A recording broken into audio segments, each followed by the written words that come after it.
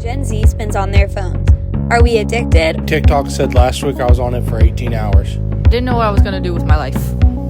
Then it becomes a problem for you yourself. Really about how we use it, how we access it, and how we use it properly.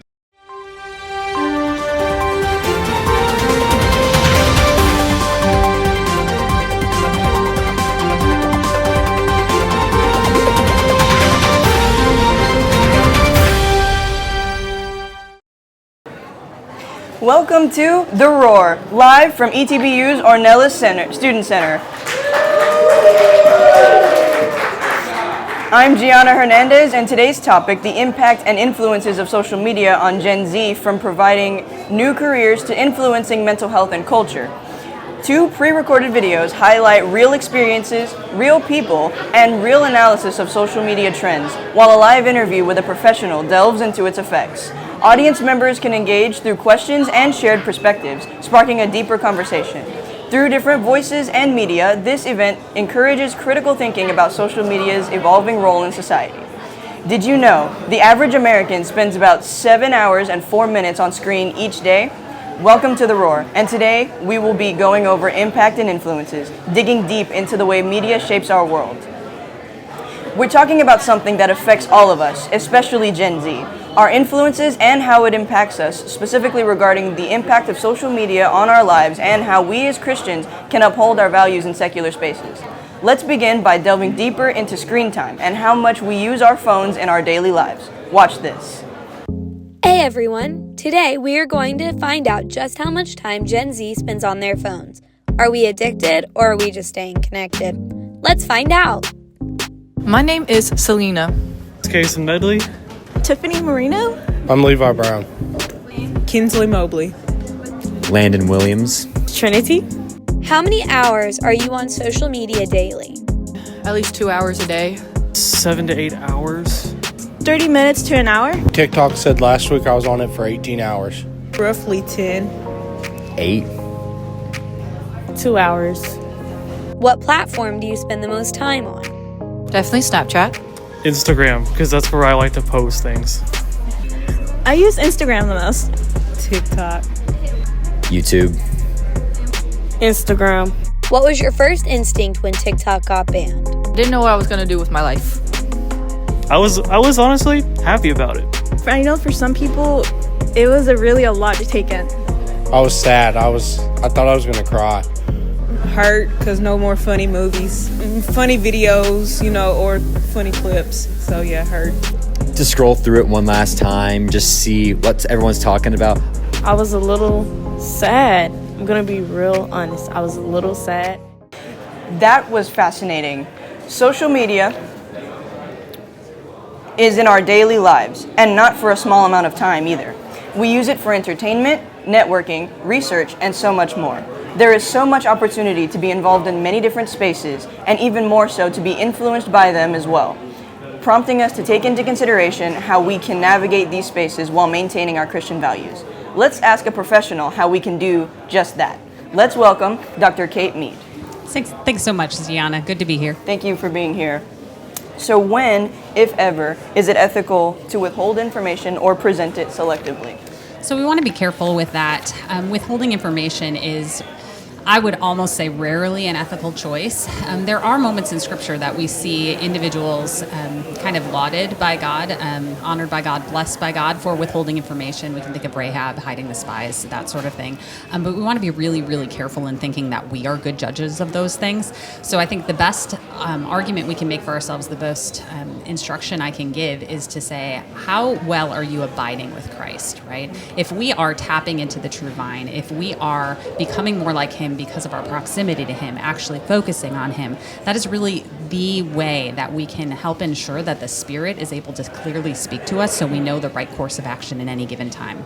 That being said, I want to caution us. Withholding information often has our own subconscious desires kind of warping our motivations there, so we want to be careful. Withholding info usually is pretty deceptive, and we want to be careful with that.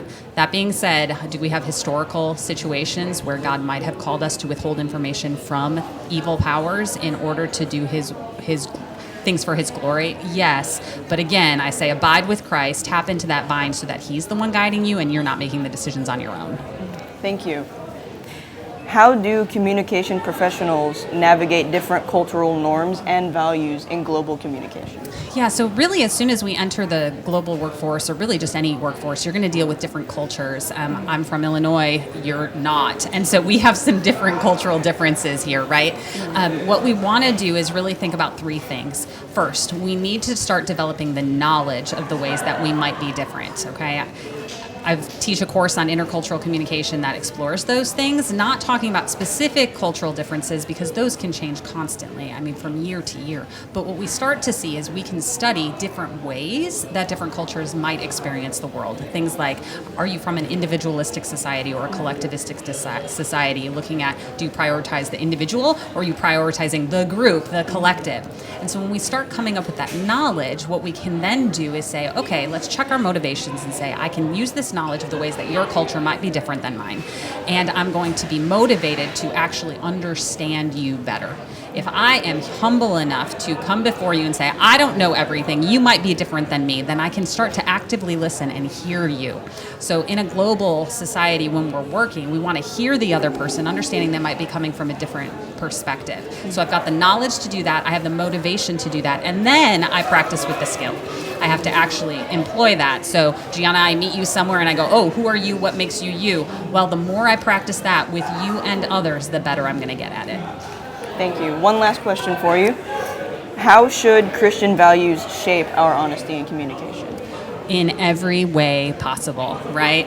What we want to do is say, my Christianity is not something that I put on only on Sundays or on Wednesday nights. My Christianity is something that completely changes the way I see the world.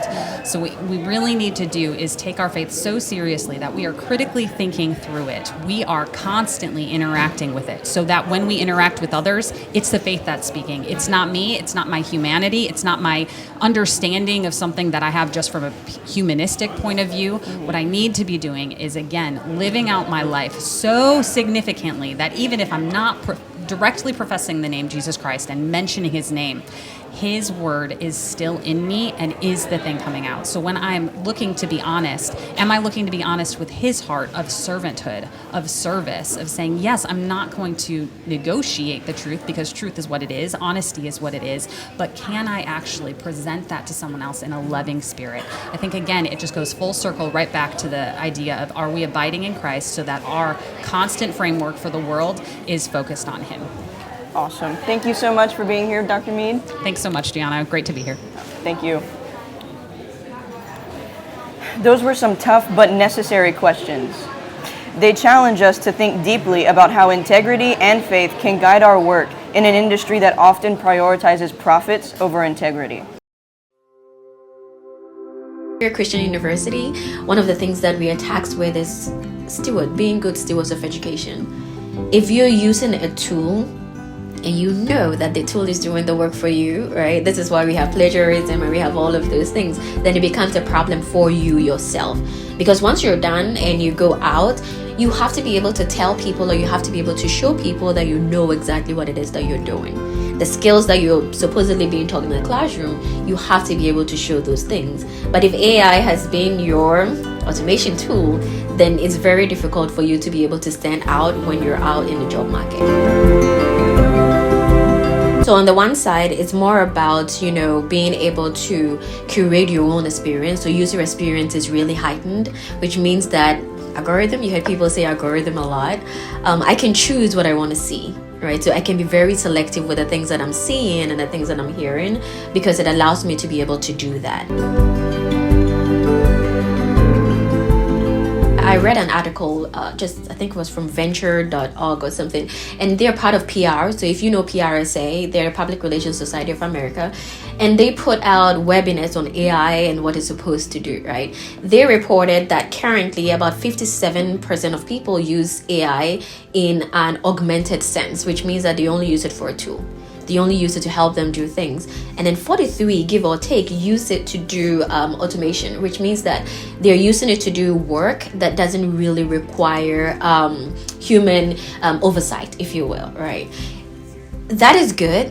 But from an ethical point of view, exactly how much leeway are we giving to these tools to replace human, if you will?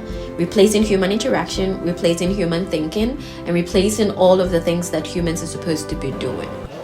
What Dr. A had to say there was really important. There's a lot to consider as Christians, how we can use our ethics and knowledge of the Bible to approach communication work, ultimately creating marketing content that stays true to Christian values. Let's go ahead and see what you all think. So who am I here with? Caden Perkins. All right, and do you think social media helps or hurts faith-based conversations, and why? It's a great question. I think the biggest problem with social media is probably the time we spend on it and how it detracts from our walk with Christ. 1 Corinthians 10:23 says, all things are acceptable and lawful, but not all things are effective for the building up of the Christian. 1 Corinthians 10:31 also says, whatever you do, whether you eat or drink, whatever you do, do it for the glory of God. So honestly, I think that the time spent on social media detracts from our walk with God and in turn detracts from our faith-based conversations. Yeah. Thank you so much. All right, who am I here with? DJ.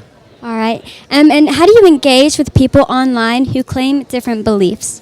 I think the best way to kind of engage with people who have different beliefs is just hearing everybody out, because everybody has their own opinion, and I feel like if you go into it with a bad mindset, then that just leads to argument. I feel like just having calm, open conversation about it, you can get details and different understandings and perspective. Thank you so much. Hello. And who am I here with? Charles Gilliot. All right. And do you think Christian values should influence the way you use social media? I think they should. I think that as Christians, we're called to use our resources and our gifts to the best of our ability to reach people that are lost or just not really sure about their faith. And so, yeah, I think we could definitely implement that in our social media use. Perfect. Thank you so much. Thank you so much for your feedback. There are lots of very interesting answers out there. If you take anything from this, let it be. Be responsible with your screen time. Do not trust everything you see online. And remain strong in your faith in secular spaces. Thanks for joining us with Impact and Influences. We'll see you next time on The Roar.